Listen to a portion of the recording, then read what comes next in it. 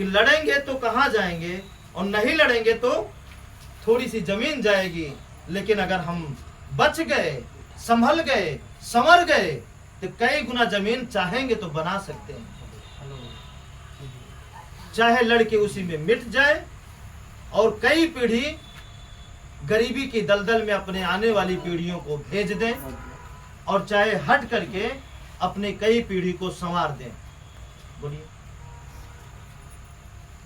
नहीं समझ आए? हाँ, जो संभाल लिए वही ठीक है। मरने के बाद तो वैसे छूटने वाला है। चाहे लड़के कब्जा करेंगे, चाहे प्रेम से कब्जा करेंगे, छूटेगा तो कहे लड़के कब्जा करें, छूटना ही। तो क्यों लड़कर कब्जा करें? इसलिए हम क्या किए ना, दुख की जड़ को खत्म किए। क्या किए? दुख की हर एक जड़ को खत्म किए। इसलिए अब क्या है? जन्म सुख का जन्म। किसका जन्म है? सुख। सुख का जन्म मतलब अब जब ये चीजें आपके घर में हो जाएंगी, ये किसको आकर्षित करेंगे? डॉक्टर साहब बताइए। सुख को श्योर है, निश्चित है कि जो आपके पास ज्यादा रहेगा वही चीज आपके पास खिंच के आएगा। और अगर हमारे पास सुख की कमी है, इसका मतलब दुख भरा है, तभी सुख की कमी है। तब हम क्या करें? एक एक दुख को चुन चुन के कौन खत्म करे? आप खत्म करें। हम दूसरे की उम्मीद में, दूसरे के सहारे, दूसरे की वजह से अपने दुखों को पालते रहते हैं कि क्या पता अब खत्म कर देंगे, क्या पता अब खत्म कर देंगे, क्या पता अब खत्म कर देंगे। ऐसा कभी मत करिएगा। आप ही हैं आपके जीवन के मालिक, आप ही जिम्मेदार हैं अपने जीवन के सुख के और अपने जीवन के दुख के। बोलिए, है कि नहीं जिम्मेदार? हाँ, आप लोग नहीं बोल रहे हैं। आप की जो आज चाहे सुख में जिंदगी बीत रही हो या दुख में बीत रही हो, उन सारी चीजों के जिम्मेदार कौन है? आप हैं। और जिस दिन खुद को जिम्मेदार ठहराना चालू कर देंगे ना, उस दिन दुख आ ही नहीं सकता।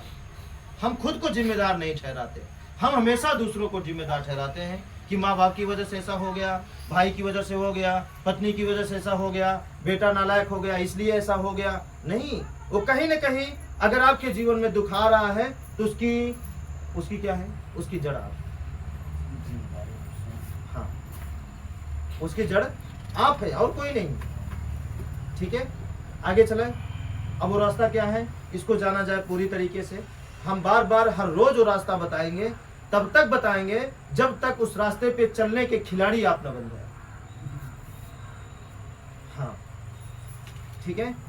इसलिए कभी उबियाना मत, कभी ये मत सोचना कि रोज रोज वही बातें बताई जाती हैं। एक कहानी बता दें इस बात पे। कुछ लोग नए भी तो आते हैं। हाँ, तो चाहिए। हाँ, उनको भी चाहिए। और देखिए, जो पुराने लोग हैं वो सब नए लोग, दोनों लोग समझेंगे। एक कहानी बता रहे।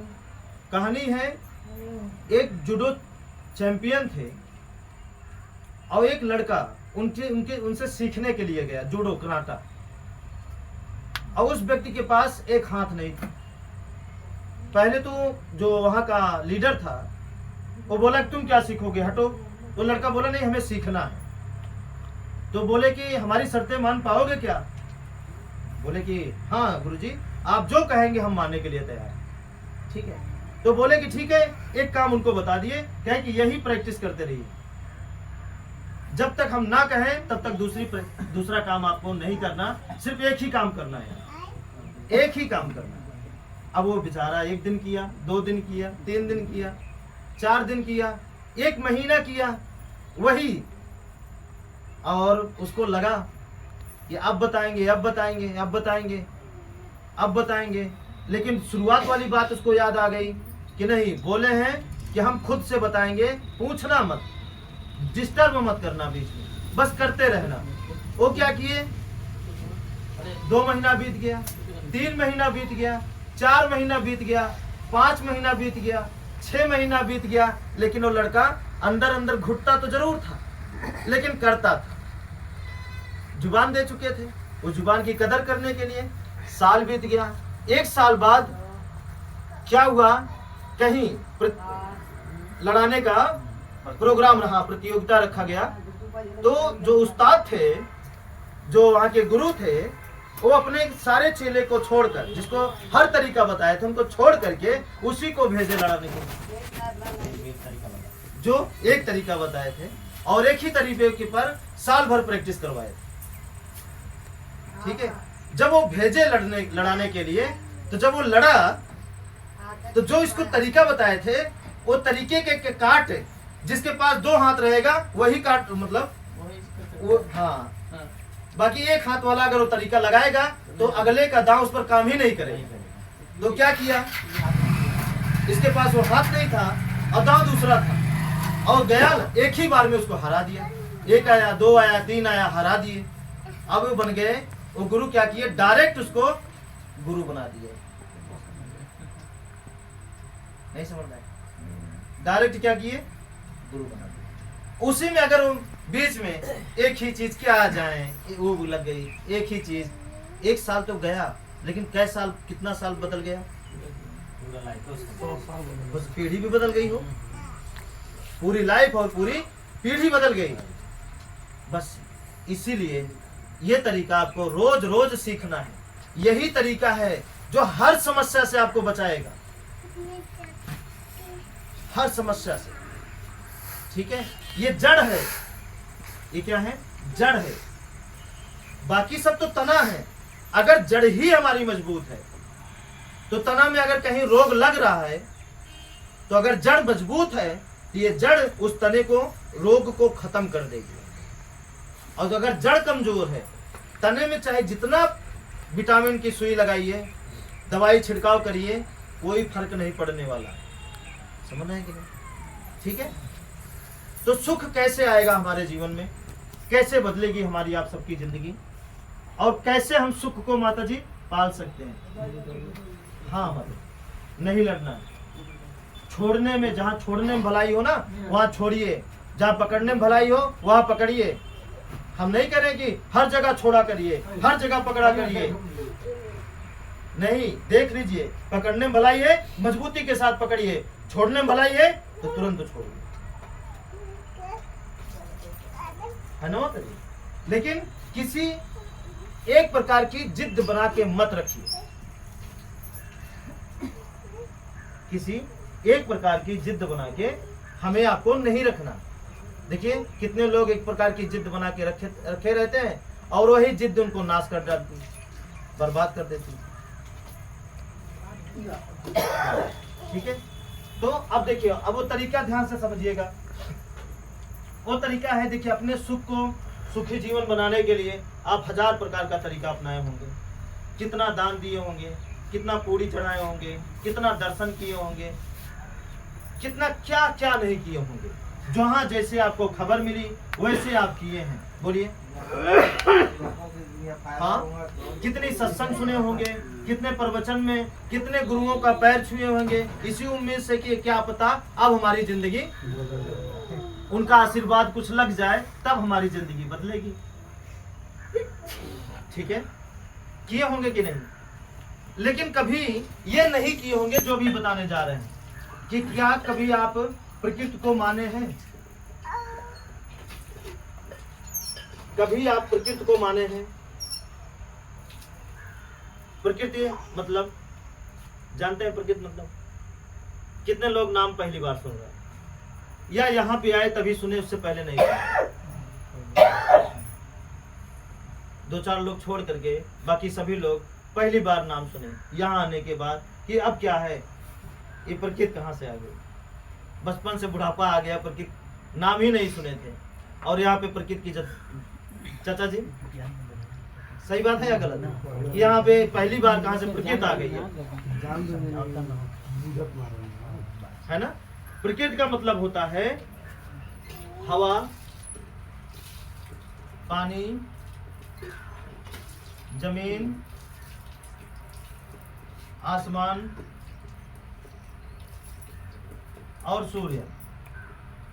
ये पांचों जब इकट्ठा है उसे एक साथ बोलने के लिए प्रकृत नाम रखा गया। ये नाम आज से नहीं है, बहुत दिन से है। या जब से मानव का जीवन हुआ, जब से शब्द बना ना, तो सबसे पहले यही सब बने हैं। उसके बाद नए नए भगवान का जन्म हुआ।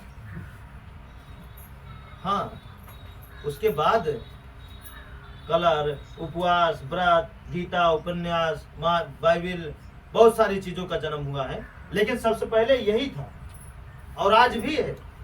बस हम क्या किए, लोग हमारे दिमाग से या हमारे पूर्वज के दिमाग से इनको डिलीट कर दिए और इनकी जगह हटा कर, निकाल करके डुप्लीकेट भगवान, चमत्कारी भगवान को प्रकट कर दिए। प्रकट मतलब जैसे नौटंकी में देखिए, रामलीला में देखिए, वो क्या है, ओरिजिनल है कि डुप्लीकेट?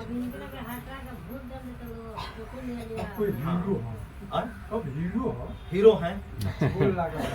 हाँ, हीरो हैं ना। समझिएगा बात को, अंदर से समझिएगा। अब बताइए, थोड़ा सा ख्याल करिए कि हम प्रकृति को छोड़ करके बाकी सारी माई को जानते हैं।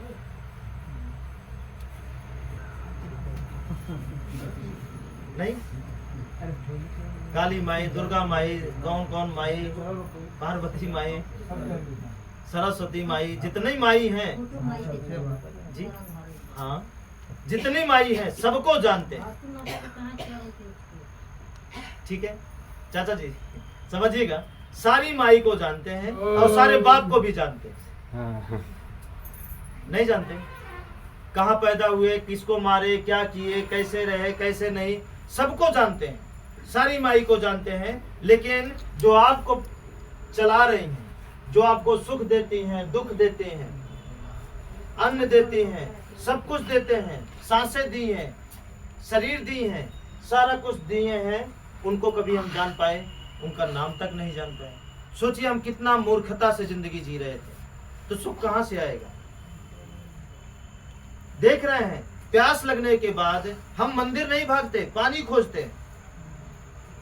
ठंडे लगने के बाद धूप खोजते हैं, नहीं तो आग खोजते हैं कि मंदिर खोजते हैं। बारिश आने के बाद हम छत खोजते हैं, है ना। भूख लगने के बाद अन्न खोजते हैं। अब बताइए, जो भी कुछ आपको मिलता है किसकी वजह से? जमीन, आसमान, सूर्य, हवा, पानी की वजह से, या जिनको अभी तक जय जयकारा करते थे, गुणगान गाते थे?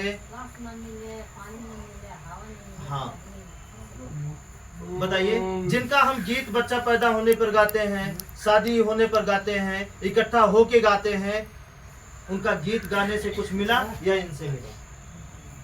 इनसे मिला। अब इनके लिए हम क्या किए हैं आज तक? नाम तक तो लिए ही नहीं है। बताइए, तो सुख कैसे आएगा हमारे जीवन में, और क्यों आएगा? सुख के लिए हम क्या कर रहे हैं? ध्यान दीजिए, जो भी हम कुछ कर रहे हैं वो दुखाई के लिए कर रहे हैं, जो भी कुछ कर रहे हैं दुखाई के लिए कर रहे हैं। बताइए, पानी में खड़े होकर के रात रात हम यहाँ सुने हैं, क्या होता है? छठ होता है। अब बताइए, वहां दुख मिलता है या सुख मिलता है?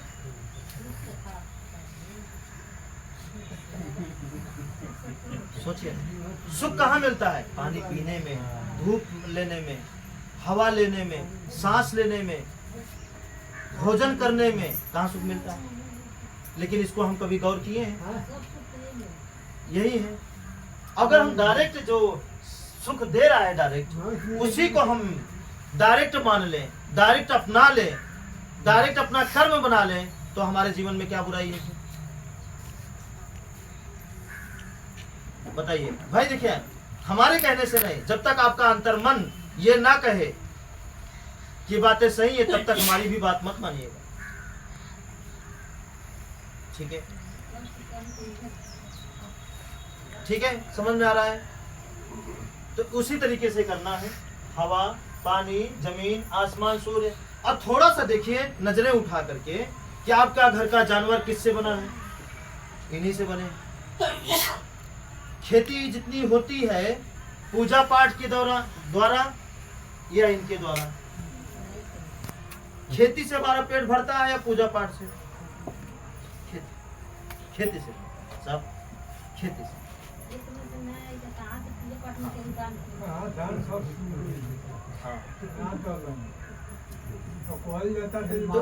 एक मिनट हाँ सूख गया, ये नहीं दिए, इनके लिए क्या किए जो ये दें आपको? आप तो उनके लिए कर रहे हैं ना, धनुष वाले के लिए, तलवार वाले के लिए, बाण वाले के लिए। बाण वाला ट्रैक्टर नहीं अच्छा अच्छा सबे ये कर हाँ। नहीं तो फूल धरा हुआ हाँ ततना ज्ञान बता दे नहीं कर जपले पर हाँ हमारा सबका। आप चलिए माटी लोगों की मूर्ति पूछते में ये कहाँ खाते हैं साहब जी देखिए ध्यान दीजिएगा। आप चलिए यूपी, हम बुलाएंगे, वक्त आने दीजिए, और हम चाहेंगे आप सब आइएगा। वहां पे एक नहीं सैकड़ों हाथ आपको ऊपर उठेंगे जो बोलेंगे कि उसी खेती में एक जमाना था कि खाने को नहीं पूरा होता था, आज एक जमाना है इस रास्ते पे चल करके कि बेचना पड़ता है। ये तो सत्य है। आज तो यहाँ पर भी वैसा है, हो रहा है हाँ एक प्रमाण है।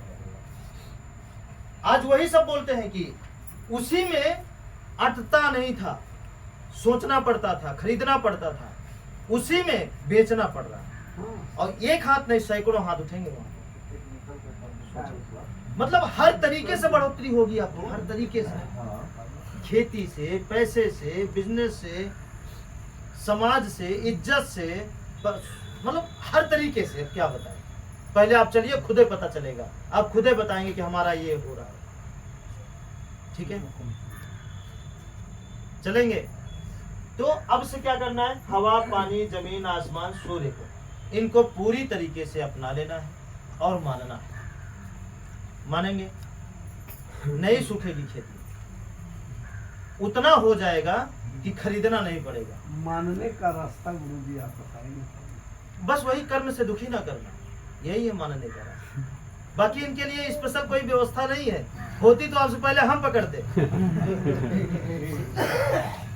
हाँ? अगर व्यवस्था ऐसी कोई होती इनको मानने का या मनवाने का तो क्या करते? ये उसी तरीके से खुश होते हैं जैसे आपका दो बेटा है, ठीक है, एक बेटा आपका पैर कभी नहीं छू रहा, एक बेटा आपका पैर, सब लोग समझिएगा, आपका पैर कभी नहीं छू रहा है, और एक बेटा सुबह शाम पैर छू रहा है। आप देखिए, बाप उसी को देगा ना, पहले पूरा सुनिए, बाप उसी को देगा अगर अच्छा बाप होगा, ईमानदार बाप होगा, छलिया बाप नहीं होगा तो। दोनों को नहीं, चाहे कुछ भी बढ़ा रहे, सम्माने उसके प्रति बढ़ा रहे, लेकिन बढ़ा रहेगा उसके प्रति जरूर। तो जो पैर नहीं छू रहा है वो इतना अच्छा काम कर रहा है ना, इतना अच्छा काम कर रहा है कि उसका बाप कहीं भी जा रहा है हर जगह सुनने को मिल रहा है, यार तुम्हारा वो बेटा बहुत अच्छा है, बहुत नेक बेटा पाए हो, क्या किए थे, कैसा कर्म किए थे जो इस तरह बेटा आपको मिला। और दूसरा जो आपका रात दिन पैर छू रहा है, पैर दबा रहा है, अब उसके विषय में आप कहीं निकलते हैं, कैसा बेटा है आपका, वहां वो कर दिया, वहां ये कांड कर दिया, वहां वो कर दिया, अब आप क्या करेंगे?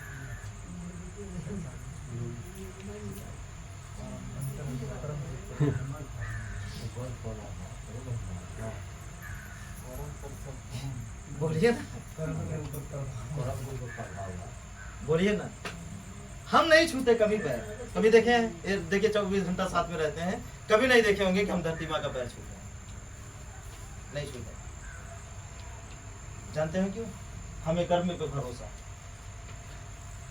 हमारा कर्म अच्छा है, इनकी गर्ज है हमारी रक्षा करने के लिए, और कर्म बुरा है ना तो रोज पटकेंगे ना, ये कुछ नहीं करेंगे।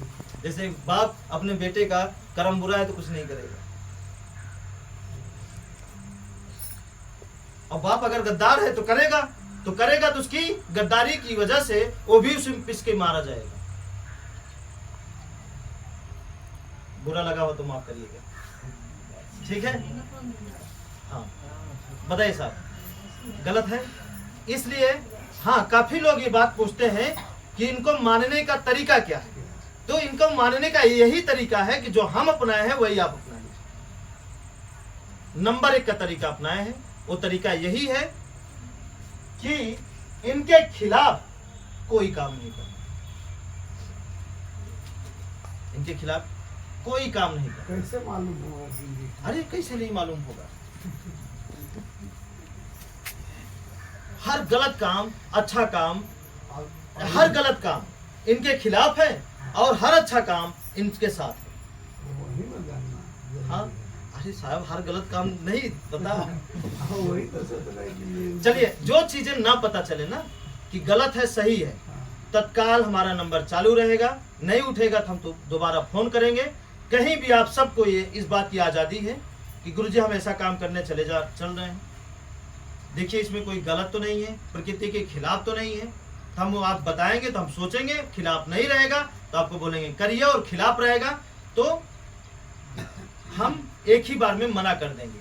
लेकिन मना करने के बाद आप समझाइएगा नहीं कि कैसे खिलाफ है कैसे नहीं तो हम हाँ कर देंगे। क्योंकि हमें आपकी भी लाज रखनी है। बात समझ है कि नहीं? नहीं, हाँ, काफी काम है, हम जानते हैं। आपकी वो सवाल अच्छा है, काफी सवाल है ऐसे समाज के अंदर कि हमारे समझ में नहीं आता कि हम प्रकृति के खिलाफ काम कर रहे हैं कि प्रकृति के साथ काम कर रहे हैं। तो कहीं कहीं ऐसा मोड़ हमें मिल जाता है, ऐसा नहीं कि हमको नहीं मिलता होगा। बहुत सारे मोड़ ऐसे हम मिल जाते हैं, तो वहां पे हम एक तरीका अपनाते हैं। वो दुनिया का सबसे अच्छा तरीका है, जिसे बोला जाता है धैर्य। धैर्य रखो, जो अच्छा होगा उसका गेट खुल जाएगा, जो गड़बड़ होगा उसका गेट बंद रहेगा। ये धैर्य में ताकत है। जैसे किसी अनजान चौराहे पर आप खड़े हो गए, एक रास्ता इधर गई, एक रास्ता इधर, एक रास्ता इधर, एक रास्ता इधर, आपको इधर आए और यहां से आपको रास्ता नहीं पता। यहां पे आए आप, रास्ता नहीं पता कि हम किधर जाएं, और वहां पे कोई है भी नहीं, किसी से पूछ लें, बोर्ड भी नहीं लगा। अब फिर क्या करेंगे? वही तो मूल मंत्र है। साहब आसान है, दुनिया का सबसे आसान तरीका। क्या करिए? रास्ता तय ना करके, रास्ता तय ना करके इंतजार कर लीजिए। धैर्य, जहां ना समझ में आए धैर्य रखिए, बस छटपटाइए मत।